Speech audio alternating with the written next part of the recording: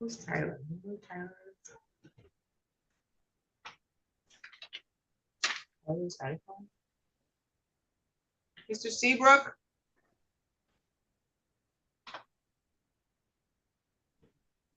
Mr. Seabrook?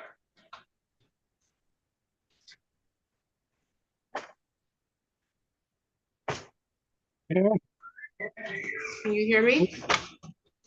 I can hear you. Can you hear me? Can you hear me? Can you hear me? Can you hear me?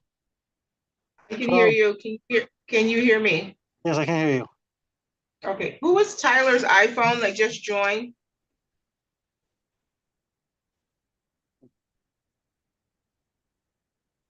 I don't know.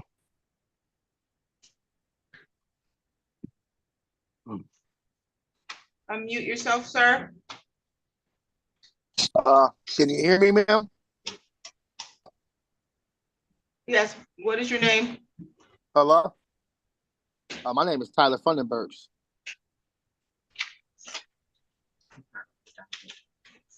You know how to spell his name? I can't. How do you spell your name? It's Tyler.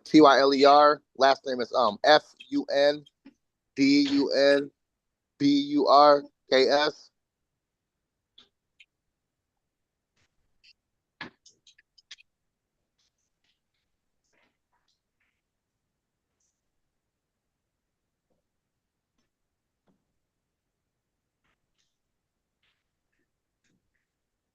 You have a case number?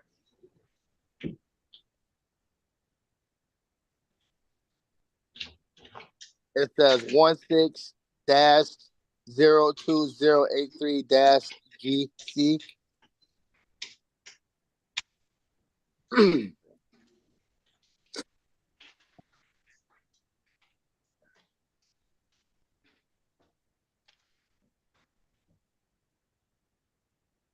That's tomorrow. That's tomorrow At what time? at 2 p.m. You're supposed to be here tomorrow at 2 p.m. Oh, all right. I'm sorry. I apologize. No problem. See you tomorrow. On the record in the matter of the state of Michigan versus Carrie Seabrook, file number 24-01707. Mr. Seabrook, I have a requested summons for probation violation that I'm going to arraign you on. The allegation is that you tested positive for amphetamine and the amount of 460 nanogram per milliliter on April 4th, 2025, and that you tested positive for methamphetamine in the amount of 2,820 nanogram per milliliter on May 5th, 2025, at Reality Counseling. And so you have the right to have a contested hearing. You have the right to be represented by an attorney at that hearing. If you are found to be in violation of your probation status as alleged, your probation can be revoked.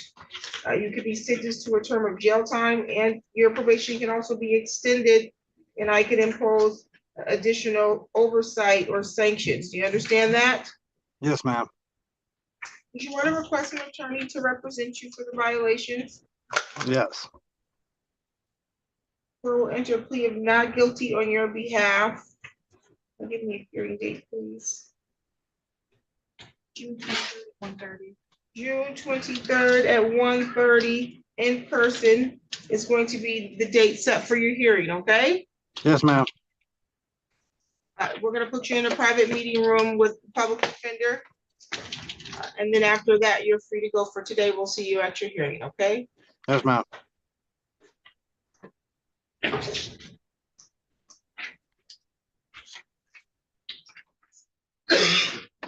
the record in the of the state of Michigan versus Theodore Gomez, 24-02266. Appearance, please. Haley Fortuna Gill on behalf of the people. Jacob Riley on behalf of Mr. Gomez.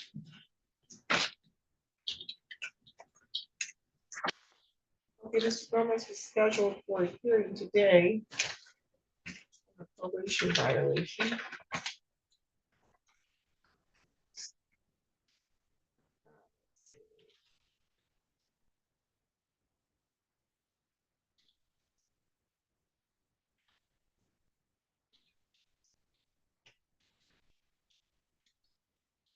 For an alcohol detected during Scram Tether Tamper event on or about May 22nd, 2025.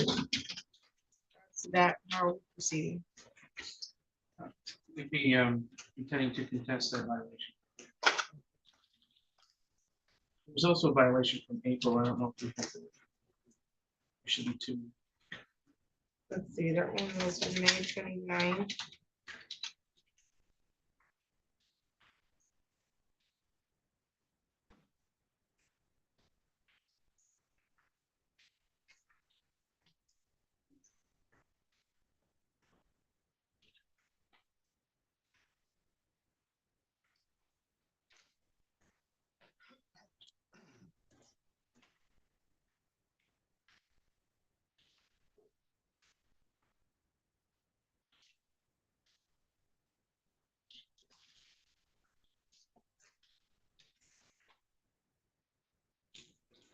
Okay, I see one here for a Scram confirmed alcohol consumption on or about April 9th, 2025.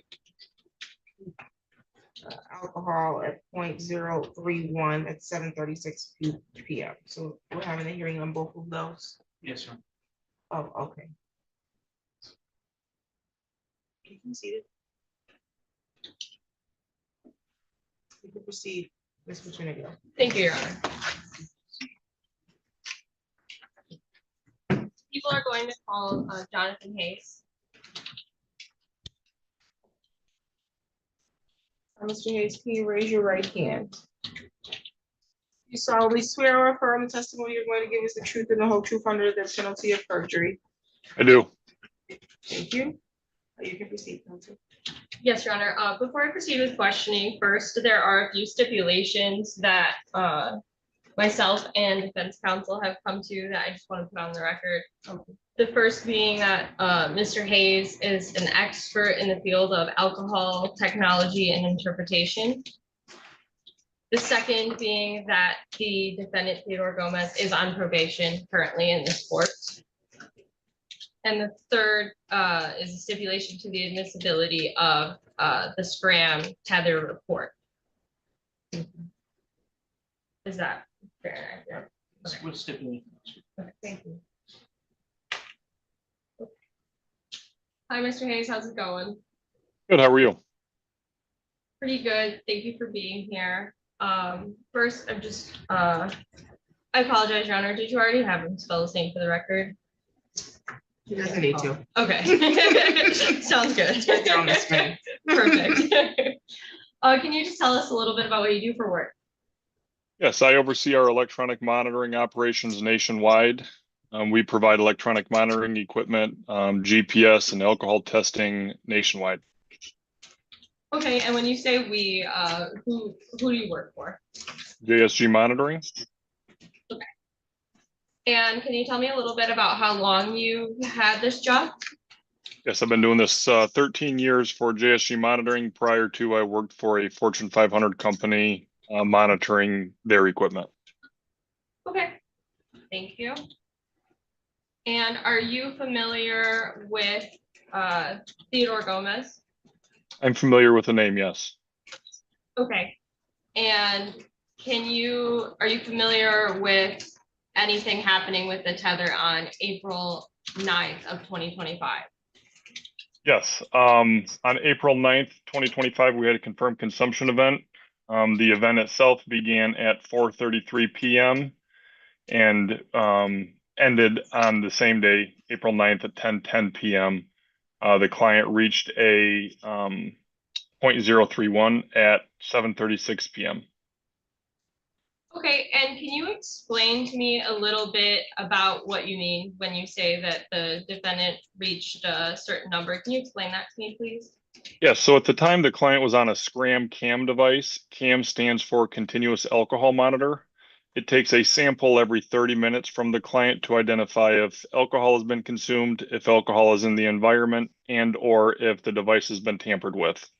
In this case, we found there to be a confirmed consumption event showing that the client did consume alcohol on that date, at the times that I mentioned previously. Okay, and can you explain to me how the tether knows that he consumed alcohol? Yeah, so inside the device, there is a fuel cell. Every 30 minutes, it takes a sample from the client, runs it over that fuel cell, and then registers the transdermal alcohol content number, which is similar to breath or blood alcohol. It's generally a little bit lower than what blood or breath alcohol would be. However, we can take those readings. When we take each of those singular 30-minute readings over this duration, it represents what we know the body does scientifically with the absorption of alcohol and the elimination of alcohol. Once all these criteria are applied, this event meets the criteria that we need to confirm it as a consumption event. Okay, and how could anything else cause the numbers to spike on the tether instead of alcohol consumption? Yeah, so any type of alcohol can actually trigger a singular event. However, when we apply the 6 criteria that we need to confirm it as consumption rather than something like environmental, that's how we identify it. In this case, all 6 criteria that we need to confirm it as a consumption event are met. Thus, a confirmed consumption event was published to the court. And I apologize if you already stated, but can you describe the 6 criteria required for the consumption event? Yes, so the 6 criteria, the first one is a 0 baseline must be established. That's important to note because oftentimes the court will order somebody to go on a scram device the morning after they are arrested for a driving under the influence or any assaultive charge that requires alcohol monitoring. 2, a peak must be established, meaning there is a peak to the alcohol event. 3, a 0 must be reestablished, showing that all the alcohol inside of the body that we're detecting returns back to 0. 4, the absorption rate must be less than 0.1 per hour. Again, science tells us how quickly the body can absorb alcohol. 5, elimination must be less than or equal to 0.035. Same scientific reason, we know how quickly the body can eliminate alcohol. And 6, often being one of the most important, is the event must pass an environmental contaminant test. An environmental contaminant test is how we can identify if the alcohol that we're seeing is coming from the environment or from the client. If any one of these 6 criteria are not met, we will not confirm this event as a confirmed consumption, thus giving every benefit of the doubt to the wearer. Okay, great. Thank you for explaining that for me. I want to dive in a little bit to what the environmental contaminant test entails. Can you talk about that a little bit? Yes, so assuming that the scram device takes a sample from the client at 2 p.m. today. At 2 p.m., it takes that sample from the skin, runs it over the fuel cell, and then excretes it through the bottom of the scram device. For the next 29 minutes, the fuel cell remains open. And then at 2:30, when it goes to take a test, it takes that air sample from the environment, runs that over the fuel cell, excretes that, and then pulls a sample from the client. If the first test or the contaminant test shows that there's alcohol, we can see that the alcohol we're detecting is from the environment and not from the client. And again, if there's ever a case where the contaminant test shows that the alcohol we're seeing is in the environment, it will not confirm that event. Your Honor, at this time, I would like the record to reflect that I am going to be publishing what has been stipulated to as People's Exhibit 1.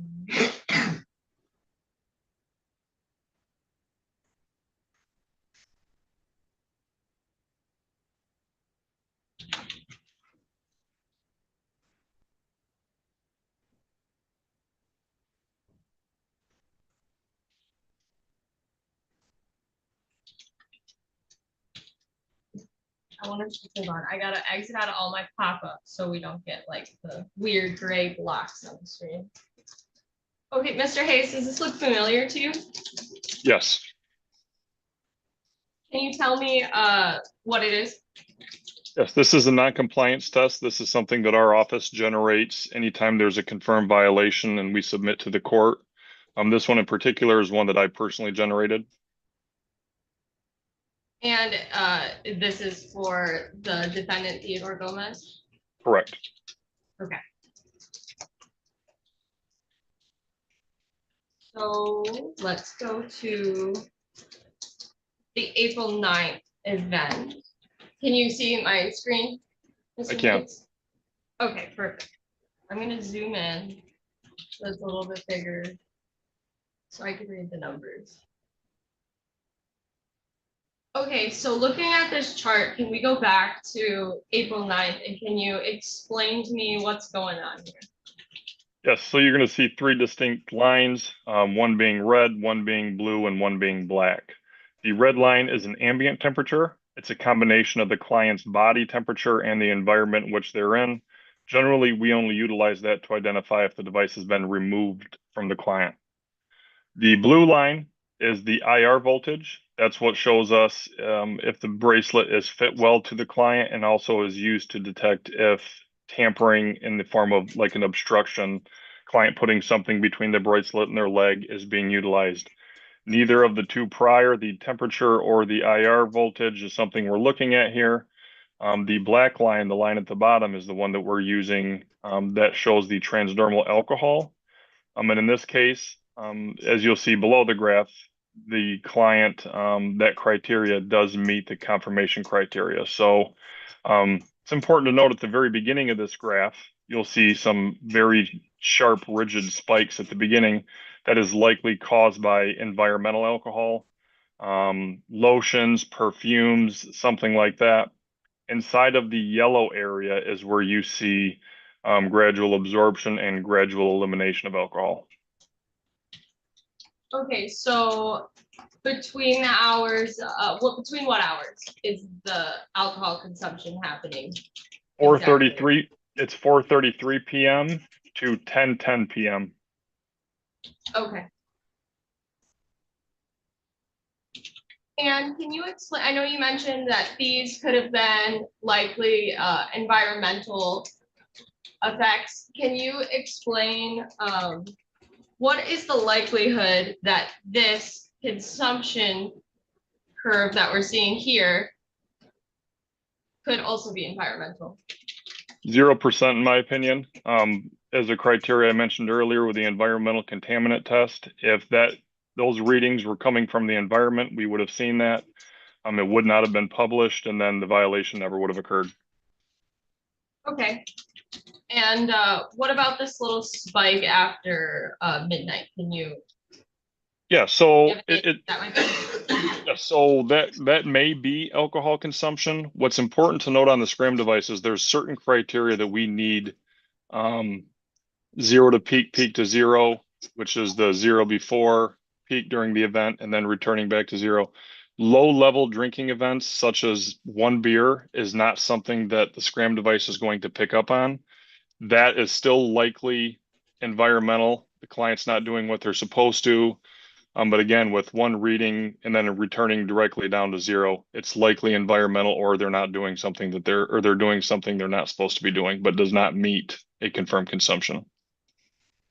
Okay, so you mentioned that one beer wouldn't cause this this event here. Is that right? Correct. Okay, so in your experience, do you know about how many drinks would cause this event right here at this amount? So while I can't say exactly how many beers, how many shots of vodka, each person's body varies day by day, let alone person to person varies day by day. I've worn the device over 100 times myself. Some days I could get to these results if I don't eat much, 3 to 4 drinks. Other days, 5 to 6. So there's no way to tell, especially not knowing the drink of choice, whether it was beer, vodka, wine. But I can tell you to get to a 0.31 without knowing the average or the defendant's body weight, I would say 4 to 5 drinks over that duration. Okay, great, thank you. Now I'm gonna move your attention to May 22nd. Can you tell me a little bit about this violation that we're looking at here? Yes, so again, the red is the ambient temperature, the black alcohol at the bottom, but more specifically in this case, we're looking at the blue line, which is the IR voltage. As you can see here, beginning on Thursday, May 22nd at 9:40 a.m., something was placed between the scram device and the client's leg and remained there for 14 hours and 38 minutes, ending on Friday, May 23rd at 12:18 a.m. What's also important to note is you do see one black positive at the bottom of this graph, but because the tamper or the obstruction is present, we can't identify if that's environmental or consumed because something was placed between the scram device and the client's leg during that time. Okay. And can you explain a little bit about the IR voltage and how that works specifically? Yeah, so it takes a beam of light that's inside the scram device and reflects that back onto the client's leg. We then measure the reflectivity and the distance of that IR beam of light. In a case like this, something more reflective than the skin was placed in between the device and the client's leg. While we can't speak to what it was, specifically in this case, I looked prior to and after this confirmed tamper. There was nothing else indicating anything similar or the remaining 56 days that the client was on. So this was an isolated incident on this date. Okay, and about how long did this take place? It was 14 hours and 38 minutes. Okay. One moment, please.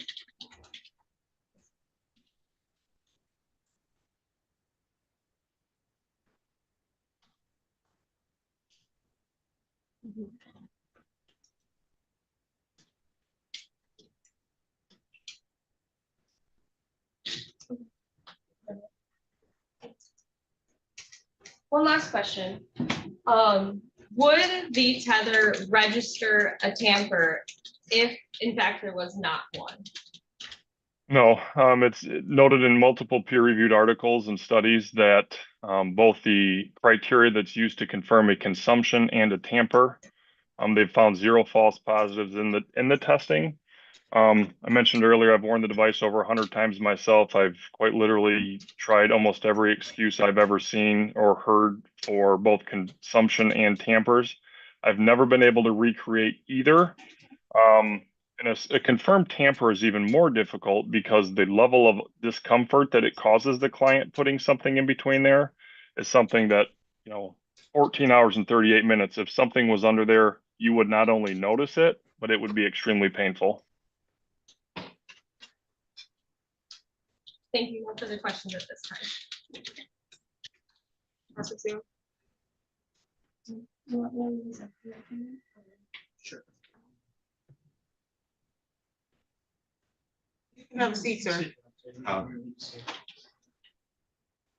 Mr. Hayes, I guess I want to start with this tamper event. So this, I guess, evaluation that there was a confirmed tamper is based entirely on the voltage reading, is that correct? Correct. So, and you're saying that this is caused by something being placed between the screen and the device? Yes. Are you aware of any servicing or adjustment to Mr. Gomez's tether during the time that he has worn it? I believe when in prep of court, I did see that he came in and the device was loosened one. I think he had a swelling issue and it was tight. In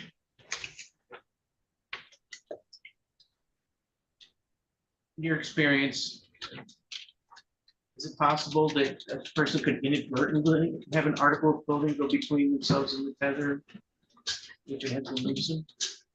That's actually one of the most common ones that we've heard and one of the most common ones that I've tested. I do not believe that it's accidentally possible, specifically because of gravity. When I'm sitting down right now, my pant legs are up. When I stand up, my pant legs go down. In order for a tamper to accidentally remain underneath the scram device for 14 hours, 38 minutes, specifically from 9:40 a.m. till 12:18, that would imply that something accidentally ended up underneath the scram device and then the client didn't move for that 14 hour and 38 minutes whatsoever in order to keep whatever the tamper product was in place. So when the device detects an abnormal voltage, does do anything to make the wearer, make them aware that there's an issue? No, So in other words, they don't know that there's a problem until a report like this is generated and sent to the court. Is that right? while I can't say exactly when the creator of the device made it, part of the intention for both the alcohol and tamper is not to notify the client that we're aware. We simply advise and report the court so that the court can take action. But no, there's nothing that specifically tells the client that they're doing something wrong.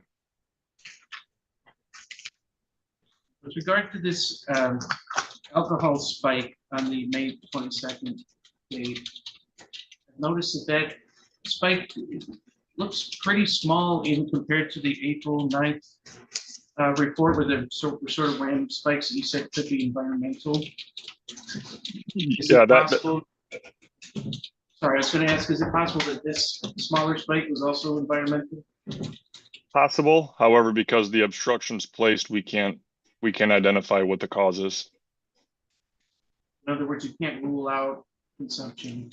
We just know that the alcohol was detected for some reason. Correct.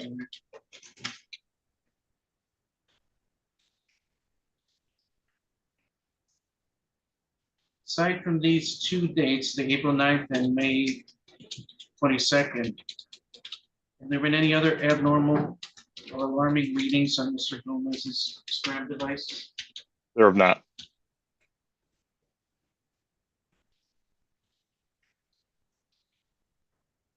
No further questions. Just one question, Your Honor.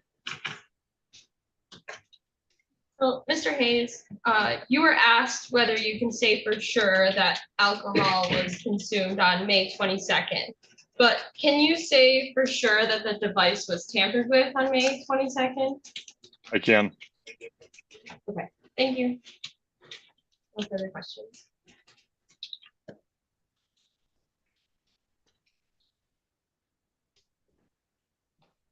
I have a question. It's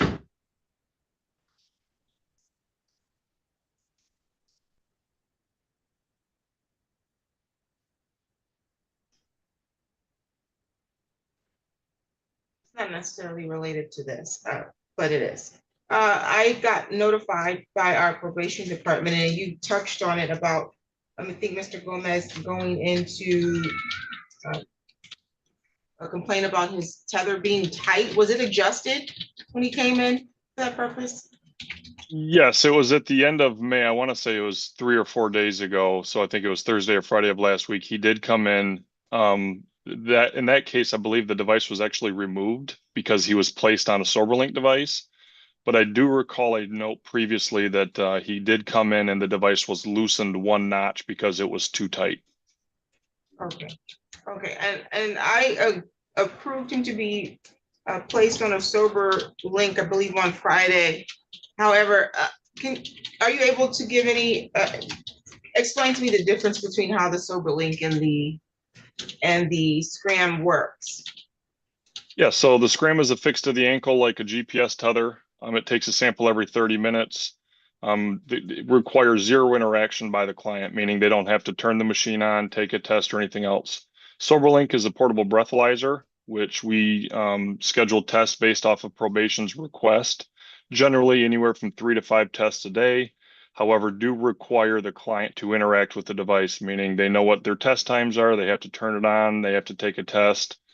So some prefer the scram because there's no missed test, there's no issues with that. Some request SoberLink because it's portable, isn't affixed to the ankle, and then we can schedule the test based around their schedule. Okay, I think that was my only question. And the reason why I'm asking that question is because I'm inclined to put him back on scram tether. The doctor's note that was provided to probation is not sufficient for my purpose. Says patient with history of chronic bilateral lower extremity edema. The recommendation is to use alternative way of tracking due to, looks like right lower extremity edema. But then there's some other handwriting that's not from this doctor that says emergency room doctor is saying my extreme edema will not permit me to continue to wear ankle monitor. Well, then I need the doctor to submit me some medical records that say that, and not that there's a recommendation that the tracking be another way. It's not the same. That what you should listen to what I'm saying instead of talking, because you'll miss what I'm saying. Yes, Your Honor. Okay, and so going to the medical room or emergency center and getting this, it looks like back on the 15th of May, the day after I receive a letter where you tell me that you don't believe that essentially it's fair that you're on scram tether because you haven't violated 3 times yet. That letter's not sufficient. It doesn't tell me that this scram tether is causing you to have blood clots, which is what I believe you reported to our probation department. That's not what this doctor slip says to me. And if you're struggling from some edema, which it looks like you do, I'm confident that drinking and consuming alcohol is related to the edema, more so than wearing an ankle tether. So that is why, if these violations are sustained, I'm inclined to put your client back on a scram tether, because I don't believe, or I don't have confidence that he will operate a sober link effectively the way the court needs to ensure that there are no future violations. I also, if it's attached to his body, I know it's him being tested. I don't know who's being tested on a sober link. I can speak to that. I'm just giving you a heads up. Do you have any other witnesses, or can I release Mr. Hayes? No, Your Honor. Okay. I would just ask that Mr. Hayes can be excused. Thank you, Mr. Did you have a question him anything about what I asked, or did you want him to be released now? No, Your Honor. No, Your Honor. Thank you, Mr. Hayes. Thank you. Okay, and will there be any defense argument, or defense witnesses, I should say? Call my client, Mr. Gomez.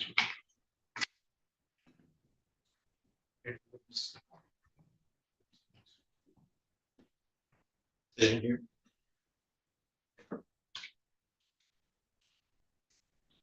I'll have you raise your right hand. You solemnly swear or affirm the testimony you're going to give is the truth and the whole truth under penalty of perjury. Yes, I do, Your Honor. Okay, you can have a seat.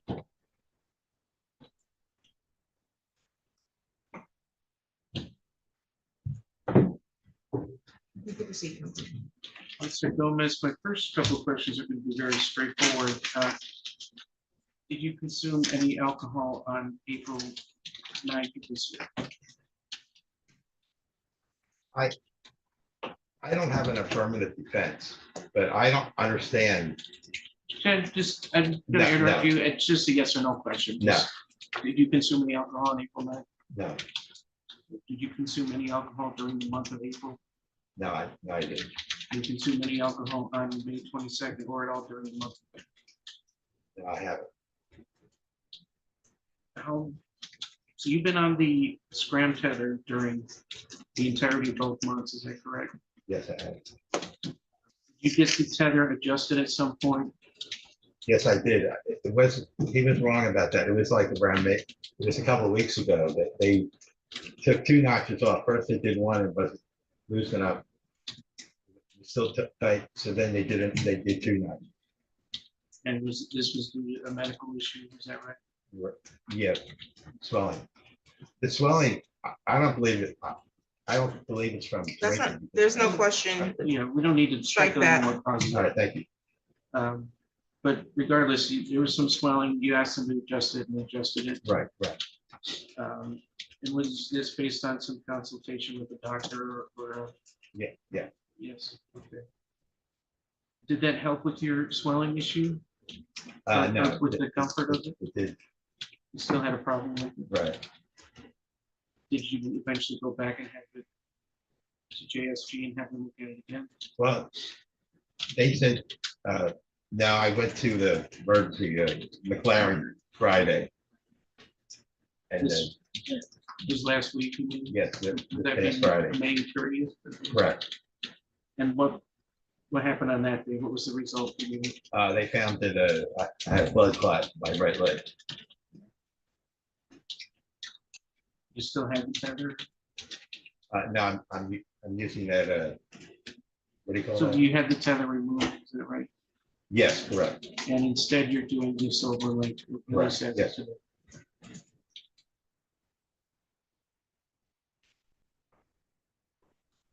After you had the tether adjusted that first time, you mentioned, you said, you think it was a couple of weeks ago. Right. Did it seem normally loose to you at all? Do you have any problems with it being loose? I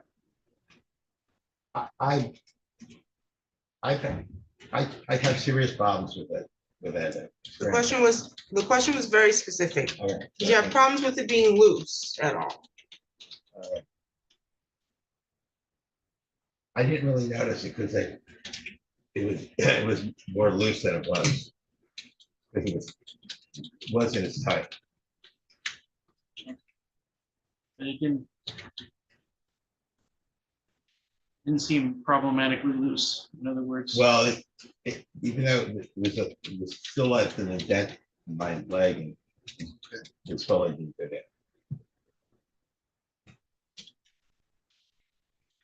Since you've been using the Silverlink device, have you had any problems with it? No. It also takes a picture when you use it. To be clear, you have not consumed alcohol since the beginning of April, at least. Is that correct? To my knowledge, I don't have any alcohol in my house. I'm sorry, I didn't hear your I said response. I don't have any alcohol in my house. I only drink coffee, Gatorade, and water. I think that was the question. Taken any medication any liquid medication, cough syrup, NyQuil, anything like that? Now I take liquid vitamins, but I don't know what's in. You don't have any reason to believe they contain alcohol? No. No further questions, Ron. Cross-examination. Hold on, Your Honor. No problem.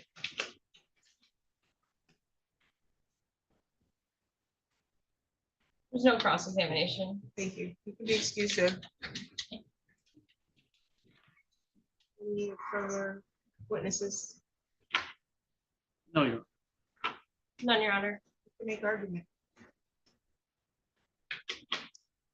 Yes, Your Honor. Today we heard from John Hayes, who's an expert in, give me 1 second, I don't want to mess it up, alcohol technology and interpretation. And he testified to both violations, the violation on April 9th being an alcohol consumption. He walked us through 6 important criteria that are required before they consider it alcohol consumption. One of those, and he indicated probably the most importantly, is passing the environmental contaminant test, which would confirm that it wasn't anything in the environment causing the tether to alert to an alcohol consumption. Additionally, on May 22nd, the voltage, I believe, and my apologies, I am not a substance expert like Mr. Hayes is, so I'm probably butchering this a little bit, but the IR voltage had increased on May 22nd, which Mr. Hayes indicated is proof of a tamper. He said that he believed it was a tamper with 100% certainty, that it wasn't possible that anything else had happened, that he's tried it himself, worn the tether himself. Additionally, this tampering occurred for over 14 hours and 38 minutes. Or not over, exactly 14 hours and 38 minutes.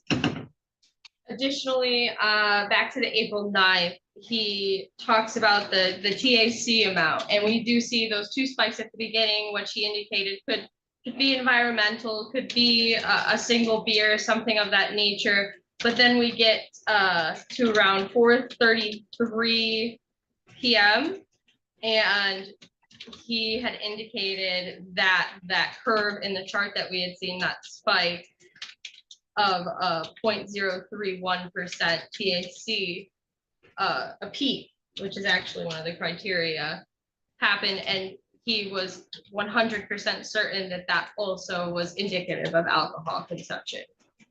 He's been doing this for 13 years and has worn the tether himself, he said, several times. and has indicated that that it is impossible that anything else had triggered the alcohol consumption. Additionally, Your Honor, I also wanted to point out that the court can only consider evidence that is relevant to the violation alleged, and that the people are held to a preponderance of the evidence standard, which I do believe was satisfied today. Thank you. Thank you, Mr. Rowley. Your Honor, regarding that April 9th event, frankly, just looking at the graph again, I know you don't have it in front of you, or maybe you do, but Do you want what? you could just. Yeah. One second, I'm out.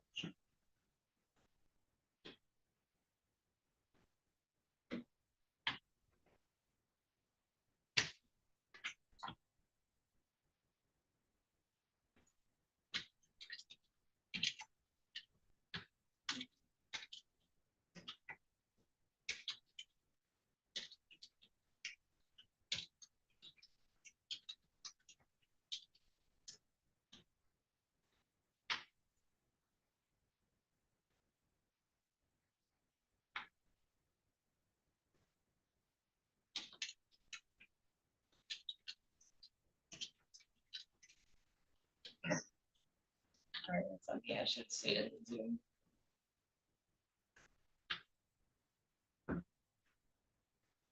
You can admit her. You see her in I'm the sorry. Do you see her in the waiting room?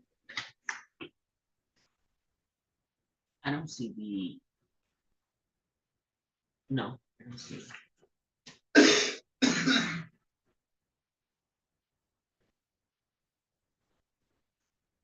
You have to make her, you'll have to make her co-host.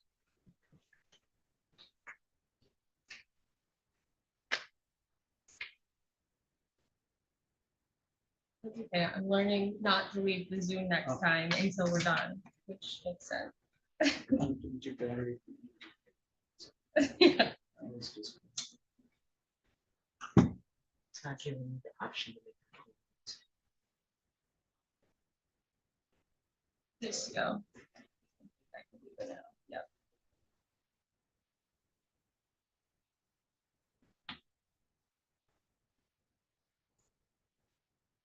Oh, doors here.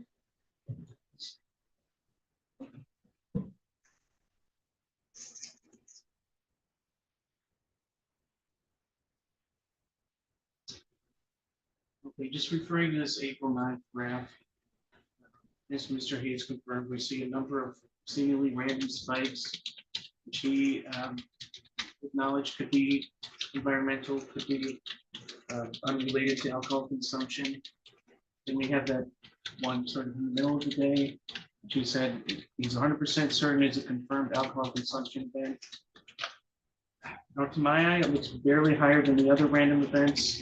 It does come down a little more gradually, but again, I'm not an expert, but I don't see a meaningful difference in the level of alcohol. So I don't know why he's 100% convinced of his alcohol consumption. Again, in my client's testimony, he testified he did not consume alcohol on that day or at any point during the month of April. So let's see the May 22nd graph. Again, we know that the device was adjusted likely sometime prior to May 22nd. We know that due to apparently medical issue that Mr. Gomez had with swelling in his legs, made it uncomfortably tight. Mr. Hayes confirmed that it's possible for an article of clothing to inadvertently go between the wearer and the device. He finds it unlikely that it could stay there for a number of hours, but I don't think we can say it's impossible. How long was the tether device locked? I believe the testimony was a little more than 14 hours. 14 So minutes. you want me to surmise with you that there's a possibility that although your client has got on the stand and said that the tether was so tight that even after they loosened it, it still left a ring around his ankle? but that something could have inadvertently got in there for almost 15 hours still. Raising the possibility. Got it? Obviously, I don't know what. And then with that alcohol spike, again, very small, smaller than the ones that Mr. Hayes said could be environmental, cannot be confirmed in the earlier zone. So again, I think they're flagged because they're happening at the same time as the apparent tamper, but again, I don't think that confirms alcohol consumption in this case. But if it was possible that something was placed in between the body and the device, then that could impact their ability to test the actual alcohol, correct? Yes. But as Mr. Hayes said, it can detect alcohol from the environment, and it's possible to rule that out in the absence of continual results. So the results could be skewed. Yes. Okay.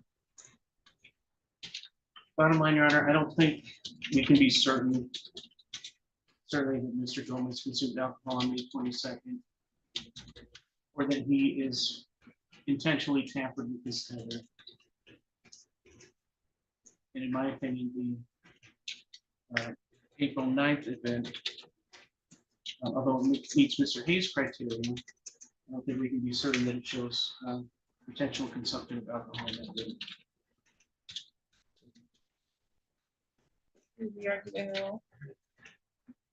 None, Your Honor. Thank you. Okay, I have testimony today from two witnesses, one from the prosecution, that being Mr. John Hayes. And then I had testimony from the defense by way of the defendant, Mr. Gomez. The violations that we are here for today, first being the April 21st, or the summons signed April 21st, were for a violation alleging a scram confirmed alcohol consumption on or about April 9th, with a peak TAC of 0.031% at 7:36 p.m. on the 9th. The testimony given by Mr. Hayes, which we agree he is an expert. You don't just haphazardly become an expert in this field of study. And this is a device that's scientific, very technical, far more technical than most of us who practice law would like to delve into. Those of us who like to do law and science typically go into a different area of law, not litigation, right? And so Mr. Hayes was nice enough to go through the factors that go into how an actual consumption event is essentially the criteria for confirming that consumption event. They don't just rely on one element. There's a scientific method to this. And these methods are really designed based off what he's saying to rule out an error and rule out it just being something environmental. And so that is why he can stand before the court under oath with reasonable certainty that when they have a confirmation of a consumption, that there was consumption. He even testified that you can have one beer. You can actually drink alcohol. Why do you keep raising your hand while I'm talking? This is not class. This is the time for you to listen. You could actually have a beer and it would not have spiked or created, I should say, this confirmed consumption event. So there was more than one beer and other factors that went into this peak TAC of 0.031% on the date and time in question. I have no doubt that the device was used properly and that the confirmed consumption is not without its accuracy. I believe it. You absolutely were drinking. I don't know that you remember that you were drinking. That's not what the questions were. But I do believe that tether picked up the alcohol because you had consumed alcohol. So that's going to be sustained. There's been no evidence to the contrary presented on this record that would dispute either the scientific nature of the scram, which is used all across the United States Mr. Hayes isn't the only person who has a knowledge about a scram tether. The other violation I have here is for alcohol detected during a scram tether event on or about May 22nd, 2025. And the event of the alleged tamper having lasted for approximately just under 15 hours, 14 hours and some change is the amount of the tamper event. And then we had testimony as it relates to that event. I've heard testimony about the tether and possible tampers countless times at this point, and whether or not it's possible, if it's possible or not for something to inadvertently get in between your device and the body. It's not impossible, but it's quite unlikely. It's even more, I believe, unlikely in this situation because we have testimony from both Mr. Hayes and then testimony from Mr. Gomez that Mr. Gomez reported that his tether was too tight and that he had come in and they had loosened it. And that when you questioned him, Mr. Raleigh, about whether or not he was dealing with any issues as it relates to it being too loose, he never agreed that it was loose. He stated it was loose, but it still was tight enough to leave a mark on his leg when it was removed. It still allegedly was so tight that he had to go to the emergency room and have to ask to have this removed. He testified that he was at McLaren just Friday. Today's Monday. Because of how tight, I guess, the tether was on him, and he had developed a blood clot. I don't believe that there was an inadvertent tamper event, or that his leg or something inadvertently got in between his leg and the scram, and that maybe a sock or a piece of paper or something fell in there. I believe that there was something intentionally placed there during the time in which the testing was happening, and that's why some alcohol was detected. So that is also going to be sustained. We have two violations. This would be Mr. Gomez's third violation. More than third, it's the third violation hearing, really. But he's had multiple violations, and specifically, the reason why I put him on the scram tether is because he would fail to report for his testing, and or he tested positive for alcohol prior to this. And so he presented before the court multiple times, even during the time where he had his precinct interview, and downplayed the nature of his substance abuse disorder. But his actions don't lend credence to that. I'll let you make argument, and then I'm going to tell you what my sentence is, or I should say allocution. I believe my client would like to make a statement to allow me to. Absolutely. Right, I do just want to note that my client has completed the victim impact panel and completed the outpatient treatment that was ordered. Probation. He's continuing to attend alcohol-related groups through the VA. Just to say that he is working on these issues. It's going to continue that going forward even after he's finished with probation. Thank you. Mr. Gomez? Yes, Your Honor. I attend substance abuse disorder clinics regularly with two PhD clinical psychologists. And my personal integrity is at stake here. Granted, the technical and scientific expertise that's been presented today is all well and good, but I don't have faith in any mechanical device, because no mechanical device is perfect. And I have gone through great strides to, from my personal integrity, to stop drinking. I am not drinking, Your Honor. I have not consumed any alcohol since that first violation. And I feel like I'm in an alternative universe here. even though I don't have an affirmative defense for dispute the scientific facts and expertise that's been presented today.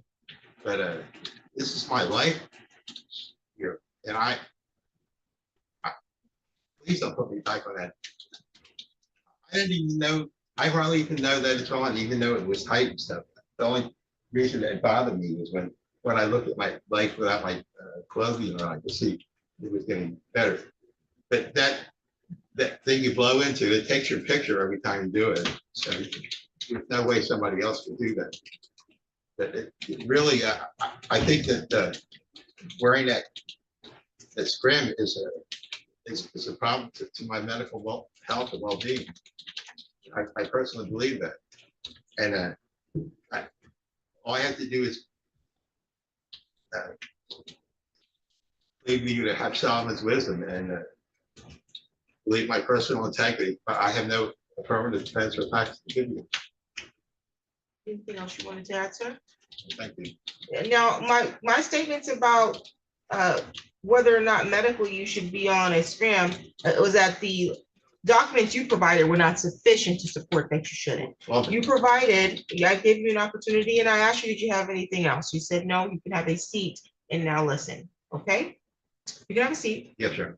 okay. And so the letter that you provided, which was from the 15th, it looks like it was a prescription slip that was signed by a Susan Ottawa. And she indicates that the recommendation would be to use an alternative way. And then there's some other language written on this, which would alter anything that was coming from a doctor. It's an example I can give is if I were to sign a document, an order, and then I give it to your attorney, and then he writes some more language on there, he now has invalidated my order because he's put some other stuff on there. The other thing is that there is nothing on here that says that the scram tether would contribute or has contributed to you getting a blood clot or contributes to your issue for your history of edema. That was the concern. And if that is the case, then your doctor should be able to provide that documentation to probation. So that was the nature of my concerns. And I told your probation officer when notified that I would need to see some medical record to support that. I can appreciate that you don't have any trust in any mechanical device, but you drive a vehicle and you use a phone and you trust it when you do it, don't you? Yes, sir. Okay. And so we have you here before the court because you were driving a motor vehicle with an extremely high blood alcohol content, over 0.17, got into a car accident. Someone's life, including yours, was at stake. And so that's how we got here. But since you've been here, I've gotten multiple letters put forth through this file of where you don't believe that you weren't being here.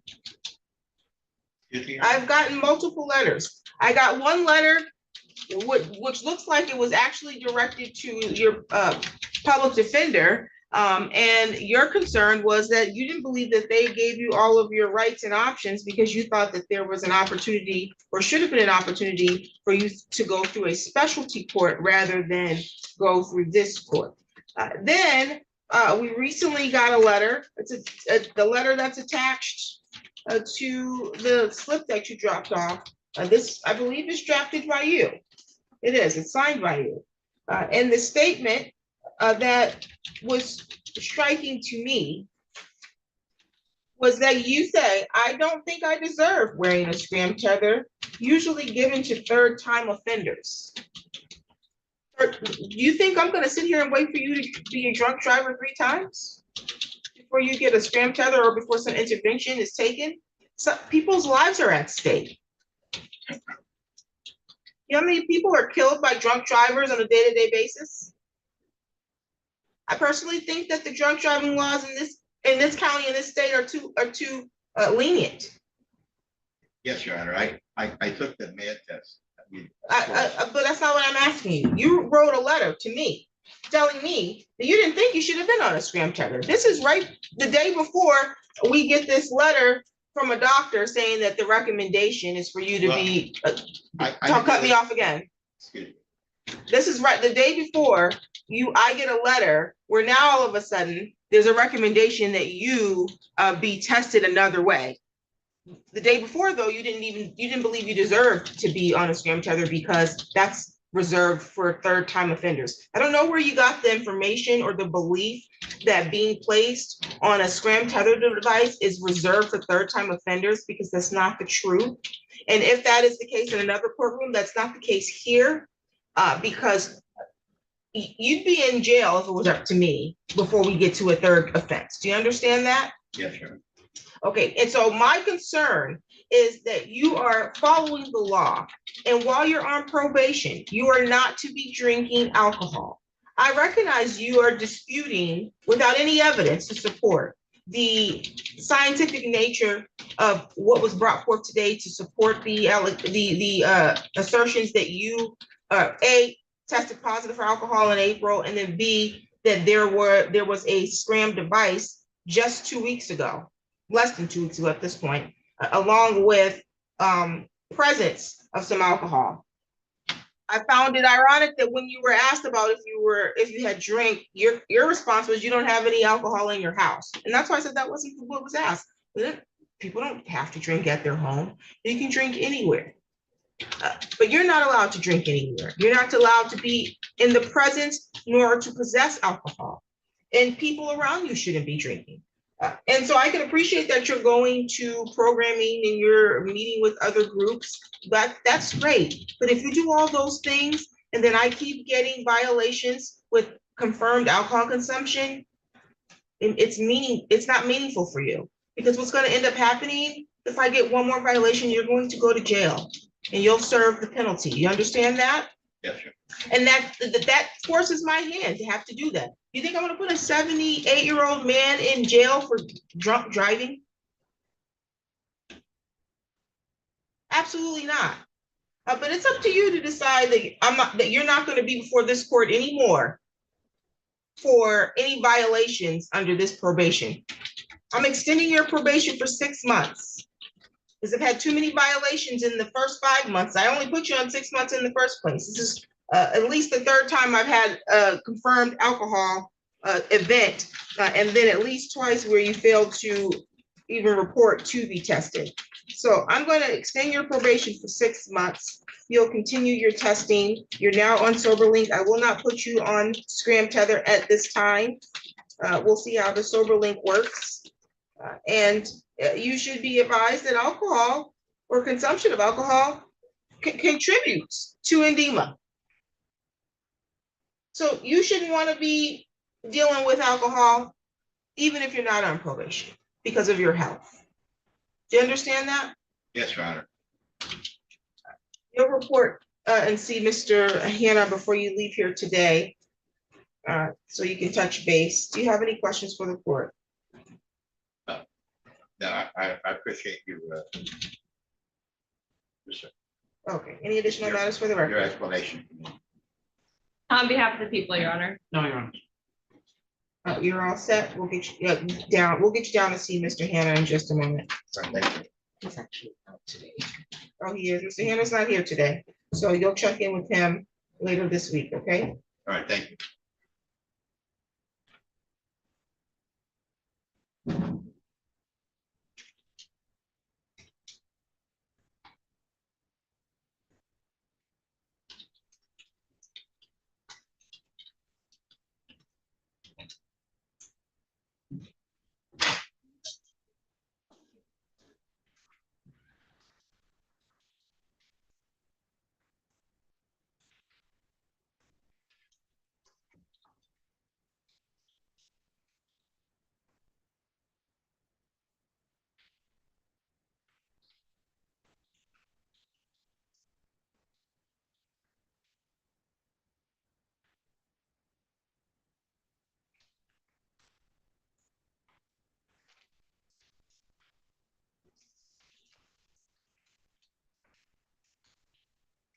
Mr. Riley, is you representing Mr. Gordon?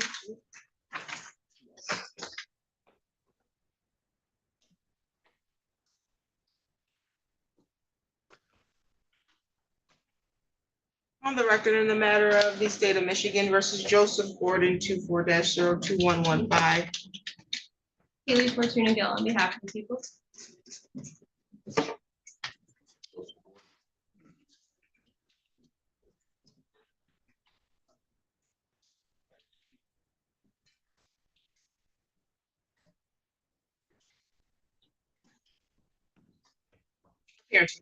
Jacob Riley on behalf of Mr. Gordon. Your Honor. Gordon was scheduled for a hearing for probation violation. We have a hearing today. We're going to be requested this be reset as the violation relates to alleged criminal conduct that is the subject of a pending case in Eaton County Circuit Court. Court date being 26. What is the court date for? That would be a pretrial conference in the circuit court. Or perhaps a status conference. That's what they call it. Status conference. So he's had an exam. Correct? You waived your preliminary examination? Yeah, I didn't go into court until like the last time. My note was that you were having a preliminary examination. Let's see. Like 2 months ago. Yeah, they waived, Okay, yeah, he waived it and I well, went, you waived it.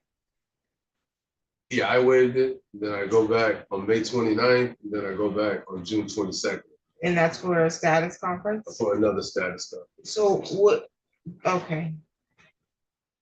What Is are this they something saying? that- I'm asking your attorney, is this something that's expected to plead? Or is he moving to trial? I think the expectation is that it will go to trial at this point.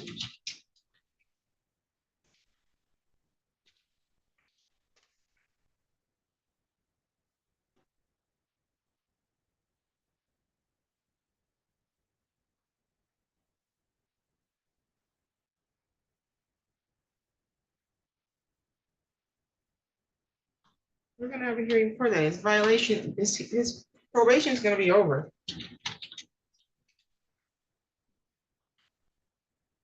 Yes, It's gonna be extended, it's gonna be extended. my probation. Where? I'm still in DB class. Who said your probation is being extended? That's what the probation guy said. He said I have to do anger management by you and I had to complete a domestic violence class. I'm not saying that that wasn't the order, but who said that you were getting a probation extension? Did you know what the other option is if you didn't do what you were supposed to do? No,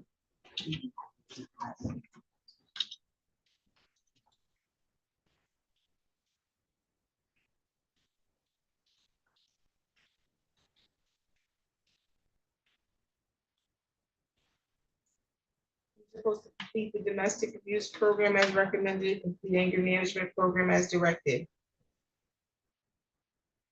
completed anger management, still a domestic violence class. The probation guy said that I probably shouldn't have went there, but they put me down for 52 weeks. So I have 52 weeks. You mean where you went for the program, they put you down for 52? Yeah, because I just, before we came in, I was so nervous that I jumped into the class before you even told me to go to the class and I paid. So I had to do 52 weeks. That's what I was told. Nobody ever said if it was 28 or 14. I did a weekend of every day, and then I've been going to class, and then I've been switched to another class as of 2 weeks ago. Okay, his hearing, his next hearing in this Eaton County is July, you said?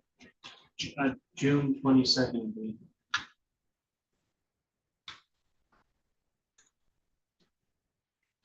Can I reset this for this, that same? June 30th. June 30th at 1:30. Do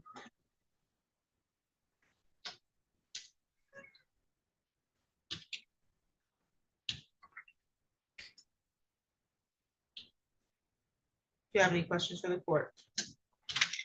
Any additional matters for the record? No, Your Honor. No, Your Honor. Okay, you're all set.